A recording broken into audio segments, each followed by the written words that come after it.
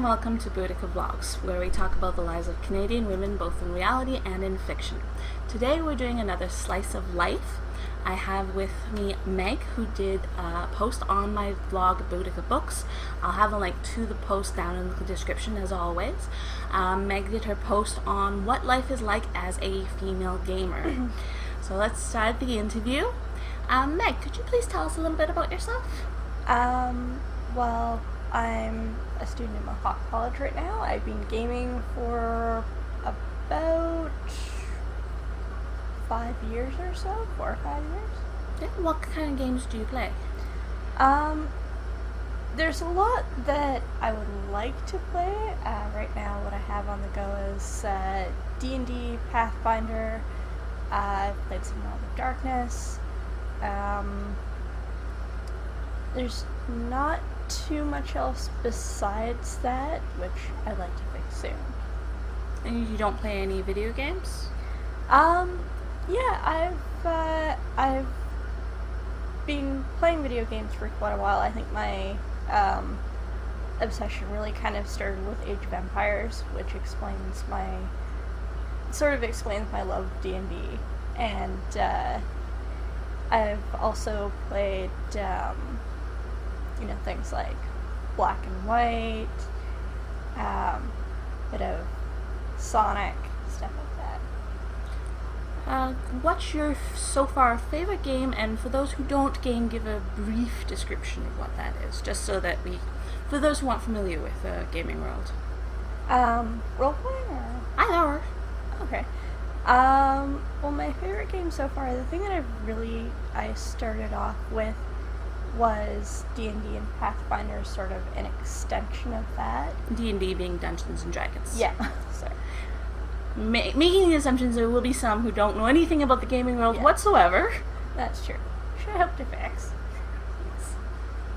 So what do you like about D&D? Can you give a bit of a description about it? It's just sort of for those who don't know.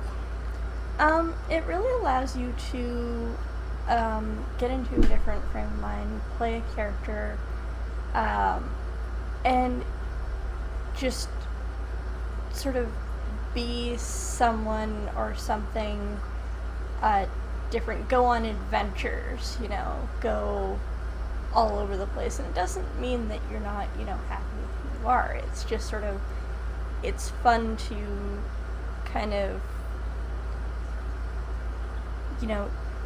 just get out of everyday life. And it's also very much about the story, and it's sort of an advanced way of storytelling. Sounds like a lot of fun. Well, I know it's a lot of fun. You and I play all the time. Yeah, that's true. What has your experience of being a female gamer been like? I've heard some horror stories, so... It's been very much, I've heard them too. Thankfully, I've never run into anyone who treated me any differently for being a female gamer. So I've always kind of been treated just as a regular gamer. It's been interesting. I mean, I started off, the way I started off wasn't really the conventional way of starting off. So once I really started gaming, I had to kind of, it was very different. It was actually more fun than when I first really, but yeah, being a female gamer hasn't really, I don't think it's been any different than being a male gamer so much. You said that you didn't start in the conventional way. Can you explain that a little bit? Well, the first game that I did was actually it was years and years back.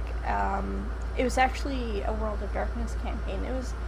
It ended up being a one-shot, and then after that, there was this very interesting session that we had that wasn't so much a session as just people sort of taking over the hat of DM and sort of passing it along. And So you got started on both sides. You were both player and DM on your first go-around? Yeah, pretty much. Wow, that would have been interesting. Yeah. Well, what a quick way to learn the rules, anyway. Yeah. Actually, that one experience, we weren't so much concerned about the rules. It was, most gamers shudder to think of what that was. That was something interesting. Sounds like sort of like a game of telephone, but you, instead of just the message, you're carrying on the story and then acting it out. Oh, yes. Do you have any personal mentors or heroes as a female gamer? Yeah, I have quite a few, actually, my husband being one. He really started me off gaming, and this was, of course, after that sort of interesting little start off. Mm-hmm.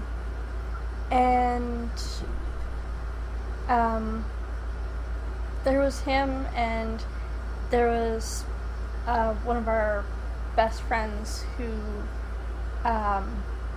we all sort of lived together for a while, and it was very fun to kind of, every day it would be, oh, what do you want to do tonight? Do you want to sit down for a game? And we'd sit down for a game, or sit down for poker and then have a game, and it was a lot of fun. Also, there are actually a couple people on YouTube, like the RPG Brigade on YouTube, that have been very, very helpful. And I got introduced to watching them through my husband, and those are, Tetsugo, he's great. He does a lot of really interesting stuff. He also makes just like little projects. He's made a couple of really cool medieval type weapons. Cool. And showed people sort of what they were like. There's Woodwad. He's hilarious. And the Gentleman Gamer, who actually was really, really helpful to me, because I had a couple of questions of how to run. Yes, that's a game I forgot. All Flesh Must Be Eaten, which is a zombie game. Of course, with that title. Yeah. Actually, he really helped, because I had a couple of questions of how to run that, and I asked him, and he was very helpful. And there's a lot of people out there that can really help. Sounds like you're very connected in with the community of gamers. Not as much as I would like. I think I would like to kind of go out there to a couple, like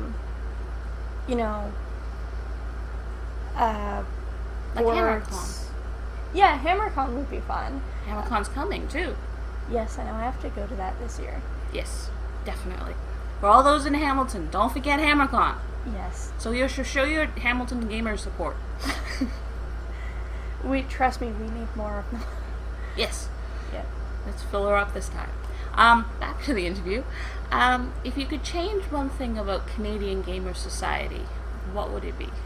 It would be exactly that, to try and kind of get more of a community. I know they're out there, it's just maybe I haven't looked in the right spots, but it seems to kind of, it seems that there are a lot of people who sort of wanted to play and either haven't got the chance, because where they live there isn't anyone who really knows about it or is interested. Yeah. I'd really like to try and get, more people interested, and kind of get a broader, show more people that there's more to it than just Dungeons and Dragons. There's something for everyone. Yes. And it's amazing how many people, if you start talking with them, they'll be like, well, that actually sounds really cool and fun. Yeah. And then you end up bringing them into it and they have a blast. Yeah. And then knowing people, too, who, used to play and just don't play anymore because you know, they had kids and they moved and... Yeah, and it kind of got put on the back burner, but I think that's something that, you know, you can include everyone in. Definitely. Do you have any advice for female gamers out there? Maybe people who are just starting out, or people who've been playing a while, but... I think it's really don't be shy. As far as I've seen, I've never been treated as I said, I've never been treated any differently for being a female in the gaming world, and I think a lot of people now are just happy to have, you know, fresh people in it to see that it's not dying. Another thing would be there's also, as we discussed, there are a lot of people out there, be it on YouTube or various pages, that can really help you if you wanna get started, either GMing or playing something different.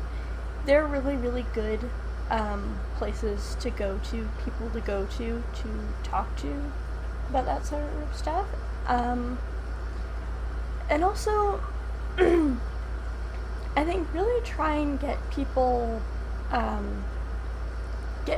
interested. And there's something that I'd wanted to do that was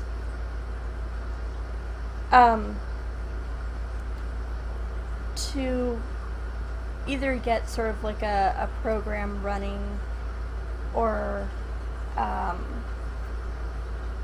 something to get kids interested in it, because there's actually a story, one of me and my husband's friends, gaming really essentially saved her life. And you know, having heard her story and knowing how good it is to, you know, really be able to let out that creative energy, let out that aggression if you're, you know, in the midst of a boss fight or something like that. And there's also a lot of social skills, math skills, reading skills that, you know, you really don't notice that you're gaining these things because you're having fun. Yeah, you're having tons of fun. And I think that would be great it would be great for kids, and to get kids interested in it. And it's something that I would like to do, because I also think that we need fresh ideas, and we need fresh minds, and people who are really sort of blossoming creatively. And kids are always blossoming with creativity, aren't they? Yeah, and I think it'd be a really great outlet for them. Most definitely. Right. Well, thank you so much, Meg, for agreeing to do the interview and putting your post up.